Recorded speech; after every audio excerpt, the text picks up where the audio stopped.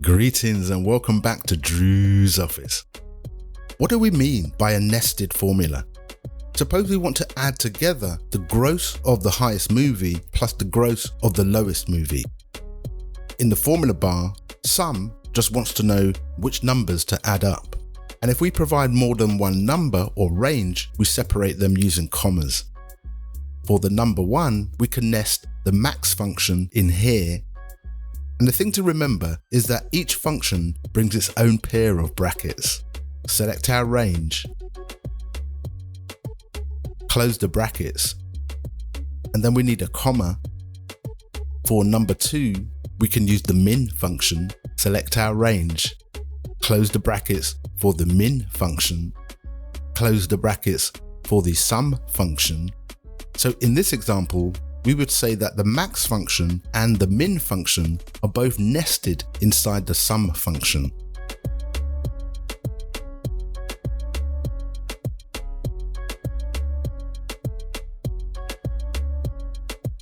In this cell here, we want a formula to perform a calculation depending on what we've chosen in the drop-down list.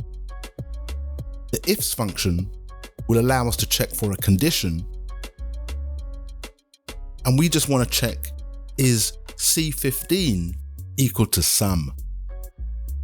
And if it is, we want to sum these cells here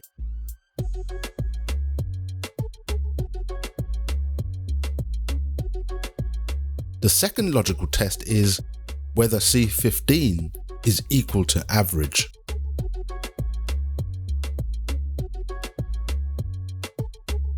And if it is, we can nest the average function in here.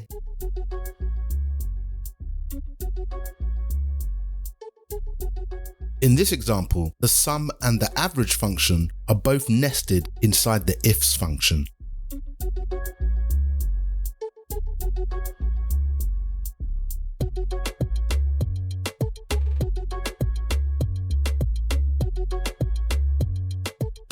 In this cell here, we want to know if this movie grossed more than this movie.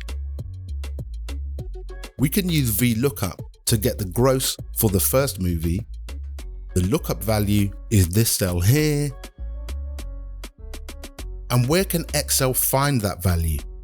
Drag our mouse across our range. And if VLOOKUP finds a match, we want the value from column number 5. And then false to seek an exact match only.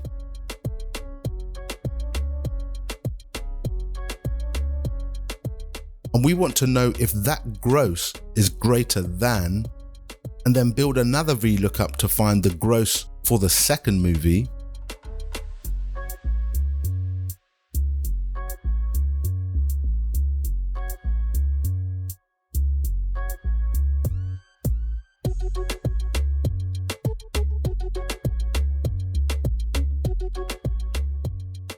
And because we've introduced a logical operator, the answer will either be true or false.